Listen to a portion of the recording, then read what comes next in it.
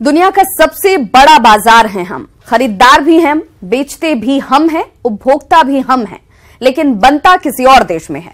इसलिए मुनाफे की मोटी रकम हम नहीं, वो ले जाते हैं। रोजगार का मौका हमारे यहां नहीं बल्कि वहां मिल रहा है जहां उत्पादन हो रहा है। ऐसे में सवाल है कि जब सब कुछ हम हैं तो फिर बनाते क्यों नहीं?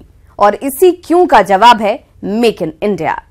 नमस्कार, मैं हूं आपके साथ विभा उपाध्याय और आप देख रहे हैं उभरता भारत।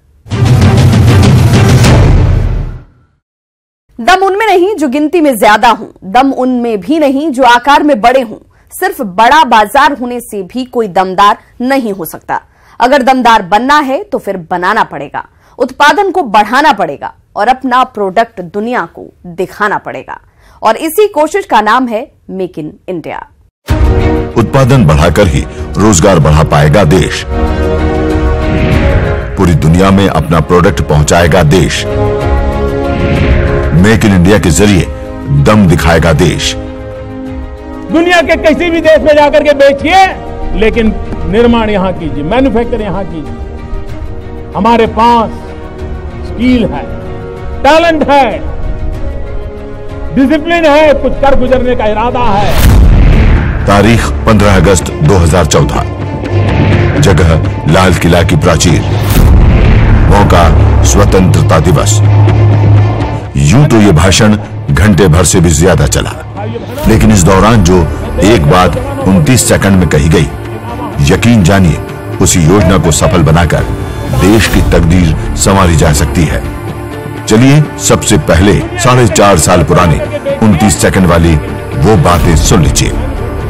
इलेक्ट्रिकल से लेकर के इलेक्ट्रॉनिक तक come make in India, chemicals के लेकर के फार्मास्यूटिकल तक come make in India, automobile से लेकर के एग्रो वैल्यू एडिशन तक come make in India, paper हो या plastic come make in India, some satellite हो या submarine come make in India. Make in India ये सिर्फ सपना नहीं बल्कि सफलता की वो कुंजी है जिसके बिना भारत की तकदीर संवारनी मुश्किल है। क्योंकि जब तक उत्पादन नहीं बढ़ेगा तब तक न तो रोजगार के अवसर बढ़ेंगे न ही देश की कमाई बढ़ेगी। इसलिए पीएम मोदी ने उस दिन युवाओं से ये खास अपील की थी। जैसे मैं विश्व को कहता हूं मेक इन इंडिया, मैं देश के नौजवानों को कहता हूं हमारा सपना होना चाहिए कि दुनिया के हर कोने में ये बात पहुंचनी चाहिए, मेड इन इंडिया। ये न तो कोई आई गई बात थी, न ही सालों से लाल किला की प्राचीर से दोहराए गए वादे या दावे। ये सिर्फ अपील भी नहीं थी बल्कि ये तो एक प्रण था जो देश के लिए पीएम मोदी ने लिया था। और यही कारण है कि इस ऐलान के महज 6 हफ्ते के अंदर इस योजना को जमीन पर उतार दिया गया। तारीख 25 सितंबर 2014, जगह विज्ञान भवन दिल्ली। योजना का नाम मेक इन इंडिया। प्रधानमंत्री नरेंद्र मोदी ने की थी शुरू। 25 सितंबर 2014 को दिल्ली के विज्ञान भवन में देश विदेश के मेहमानों और नौजवानों के साथ साथ मशहूर उद्योगपतियों के बीच मेक इन इंडिया योजना को कागज से जमीन पर उतारा गया। इस योजना का उद्देश्य सभी वस्तुओं का निर्माण भारत में ही करना, ताकि भारत की अर्थव्यवस्था को मजबूत बनाने के साथ साथ रोजगार के अवसर को भी बढ़ाया जाए और देश से गरीबों को दूर किया जा सके। परचेजिंग पावर बढ़े तो मैन्युफैक्चरिंग की संख्या बढ़ेगी, मैन्युफैक्चरिंग का ग्रोथ बढ़ेगा, रोजगार के अवसर उपलब्ध होंगे, फिर एक बार बाजार बढ़ेगा। ये एक ऐसा चक्र है, उस चक्र को आगे बढ़ाने की दिशा में ये महत्वपूर्ण काम आज ये शेर का कदम है, ये लाइन का स्टेप है। Make in India. Make in India का मुख्य उद्देश्य विदेशी निवेश को अपने देश में ज्यादा से ज्यादा बढ़ावा देना है, ताकि अंतर्राष्ट्रीय स्तर पर भारत की एक अलग पहचान बन सके। मेक इन इंडिया के तहत घरेलू विनिर्माण उद्योग को भी बढ़ावा देने का लक्ष्य रखा गया है। मेक इन इंडिया का मतलब है मेड इन इंडिया। आपको लगता है कि आपकी इंडस्ट्री के लिए 400 प्रकार के नौजवान चाहिए, हम कहेंगे ये ITI आप ले लीजिए, आपको जिस प्रकार का मैन पावर चाहिए यही लोकली आप उसको ट्रेन कीजिए, आपको बहुत अच्छा नौजवान मिल जाएगा, आपका कारोबार चलेगा, हमारी ITI चल जाएगी, हमारे नौजवान को रोजगार मिलेगा, उसके परिवार की ताकत बढ़ेगी, उसकी खरीद शक्ति बढ़ेगी, इकोनॉमी अपने आप जनरेट हो जाएगी। जरा सोचिए, अगर ज्यादातर वस्तुएं हमारे देश में ही बनी होंगी तो साफ है कि इन वस्तुओं की कीमत भी कम होगी, क्योंकि जब किसी चीज का बाहर से आयात किया जाता है तो उस पर टैक्स लगने की वजह से ही वो महंगी हो जाती हैं। वहीं अगर इनका निर्माण हमारे देश में होगा तो अन्य देशों में उनके निर्यात करने की संभावना बढ़ेगी और अपने देश की आय में बढ़ोतरी होगी। इसके साथ साथ देश के युवाओं को भी रोजगार मिलेगा। मेक इन इंडिया ये नारा नहीं है, ये मेक इन इंडिया ये सिर्फ निमंत्रण नहीं है, मेक इन इंडिया ये हम सबकी जिम्मेवारी है। मेक इन इंडिया अभियान के तहत ज्यादा से ज्यादा कंपनियों को भी जोड़ने का उद्देश्य है। इससे देश के युवाओं को रोजगार मिलेगा और देश की आर्थिक व्यवस्था मजबूत होगी, साथ ही विदेशी निवेश को भी बढ़ावा मिलेगा। मेक इन इंडिया कार्यक्रम के तहत मोदी सरकार का मुख्य लक्ष्य साल 2022 तक सभी सामानों का निर्माण भारत में शुरू करना, 100 मिलियन अतिरिक्त रोजगार भी सृजित करना है। मेक इन इंडिया के तहत ज्यादा से ज्यादा वस्तुओं का निर्यात अन्य देशों में करना है। मेक इन इंडिया कार्यक्रम के तहत विनिर्माण क्षेत्र में करीब 12 से 14% बढ़ोतरी करना है। मेक इन इंडिया के तहत जीडीपी में साल 2022 तक विनिर्माण की हिस्सेदारी 16 से 25% करना है। इस योजना में अब तक 25 क्षेत्रों को शामिल किया जा चुका है। ऑटोमोबाइल, फूड प्रोसेसिंग, मीडिया और मनोरंजन, ऑटोमोबाइल कंपोनेंट, आईटी और बीपीएम, सड़क और राजमार्ग, इलेक्ट्रॉनिक प्रणाली, एविएशन, तेल और गैस, चमड़ा, अंतरिक्ष, पर्यटन और हॉस्पिटैलिटी, रेलवे, जैव प्रौद्योगिकी, कपड़ा और वस्त्र, केमिकल, खनन, इलेक्ट्रिकल मशीनरी, थर्मल पावर, निर्माण, रक्षा विनिर्माण, फार्मास्यूटिकल्स, कल्याण, बंदरगाह। ये वो योजनाएं हैं जिसको सफल बनाने के लिए अगर देश ठान ले तो फिर विकसित ही नहीं बल्कि दुनिया का सिरमौर बनने से भी उसे कोई रोक नहीं सकता। Bureau report, news 18 network.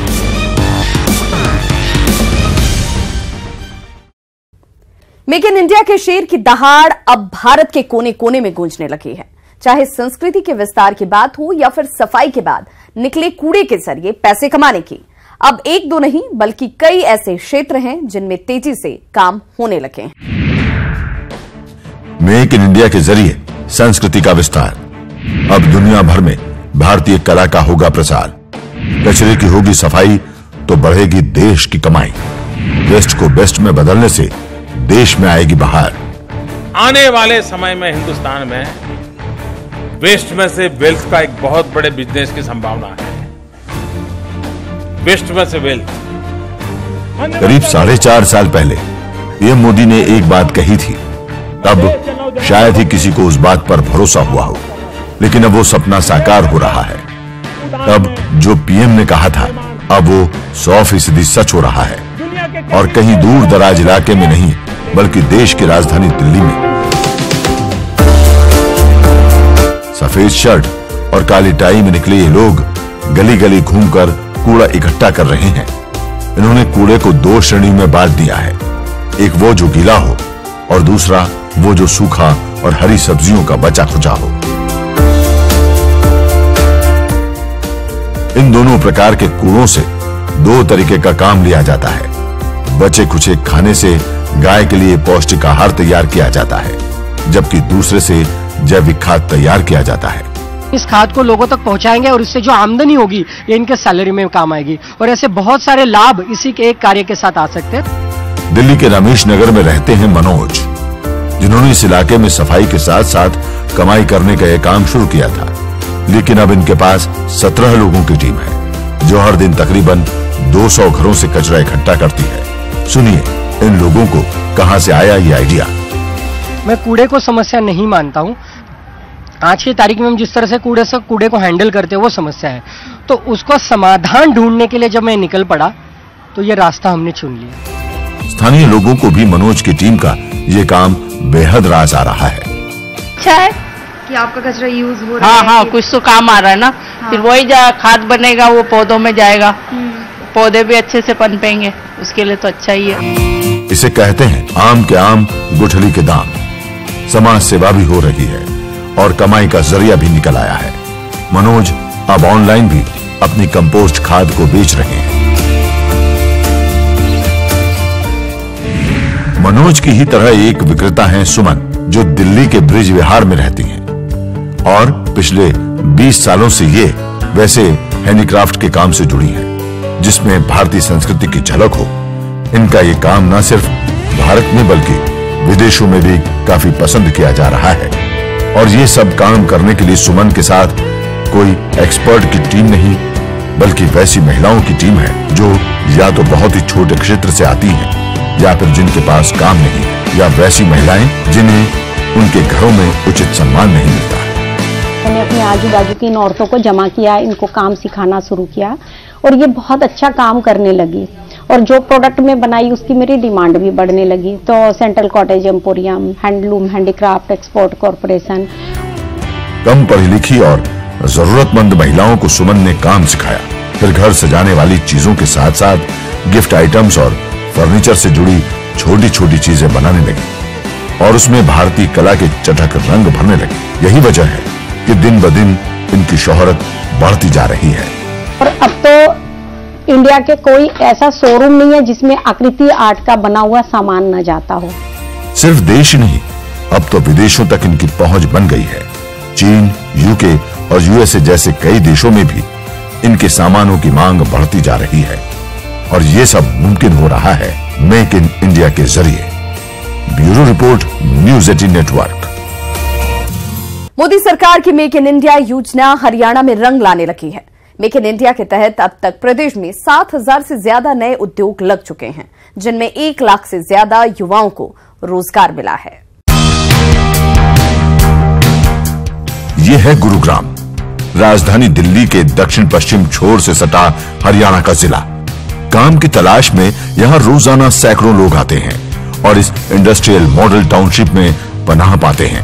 इससे पहले मैं बेरोजगार था, हमने अपना टैक्सी ट्रांसपोर्ट का काम शुरू किया, उसे यहाँ पे उद्योग लगे तो हमें बड़ा फायदा हुआ है। इंडिया में जो माल बन रहा है और मुझे रोजगार मिला है और बहुत से ऐसे लड़के हैं जिसको रोजगार इंडिया में ही मिल रहा है।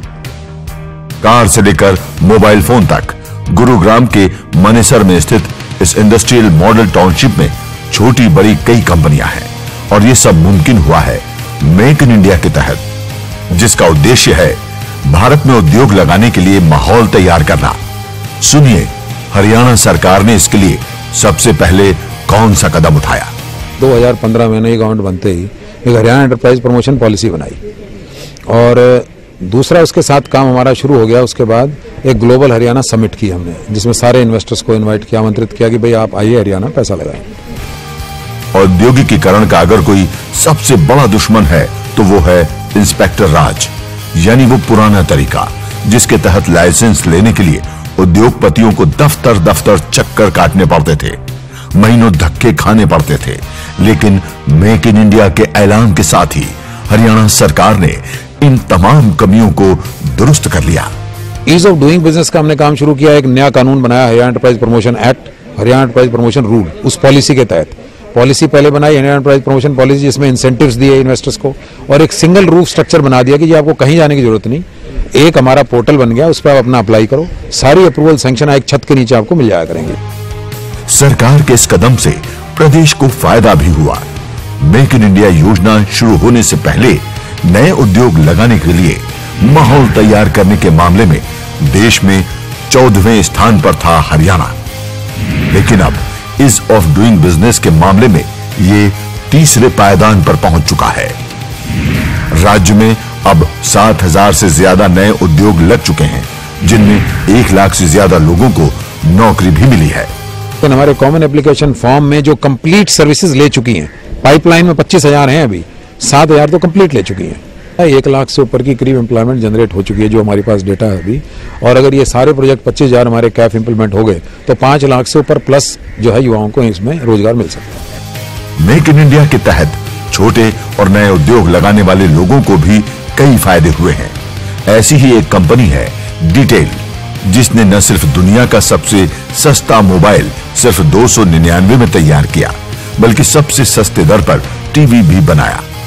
डिटेल के एमडी की माने तो मेक इन इंडिया के बाद उद्योगपतियों को काफी हद तक राहत मिली है, जिससे नए उद्योग लगाने के लिए माहौल बना है। एक माहौल क्रिएट हो चुका है हमारे इंडिया में मेक इन इंडिया को लेकर। कोई भी प्रोडक्ट लेते हैं, कोई भी प्रोडक्ट पर डिस्कशन होती है, किसी भी कैटेगरी पर डिस्कशन होती है, किसी भी टेक्नोलॉजी पर डिस्कशन होती है, तो हर आदमी ये करता है यार इंडिया में क्यों नहीं, यार इंडिया में क्यों नहीं। वो मेक इन इंडिया ने ही उसका हमें आंसर दिया, इंडिया में भी हो सकता है। यकीनन मेक इन इंडिया की वजह से एक सकारात्मक माहौल तैयार हुआ है, लेकिन यह महज एक शुरुआत है, जिसे कामयाबी की मंजिल तक पहुंचाने के लिए अभी बहुत कुछ करने की जरूरत है। गुरुग्राम से नीरज अंबावता के साथ ब्यूरो रिपोर्ट, न्यूज़ 18 नेटवर्क।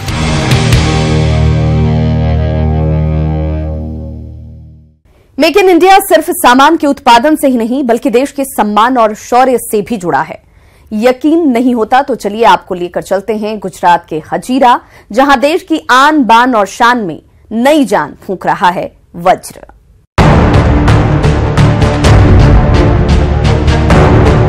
वज्र जब बरसेगा तो चीखेंगे दुश्मन।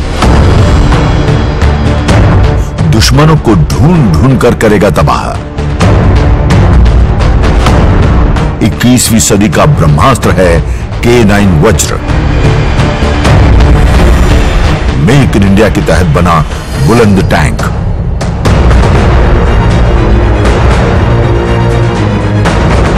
जब ताकत इतनी दमदार हो तो फिर सीना खुद ब खुद चौड़ा हो जाता है। ये टैंक दुश्मन को ढूंढ ढूंढ कर मारेगा, क्योंकि ये चारों तरफ घूम सकता है। इससे पहले तक भारत के पास जो टैंक थे वो सिर्फ एक जगह स्थिर होकर दुश्मन को निशाना बनाते थे, लेकिन अब दुश्मन चाहे जिस कोने में छुप जाए उनकी खैर नहीं।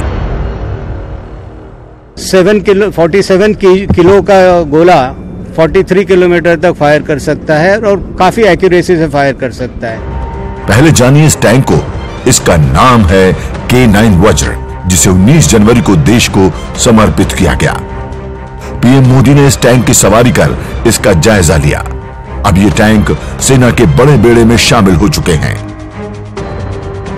हमने पहली 10 गन जो है ये डिलीवर कर दी है।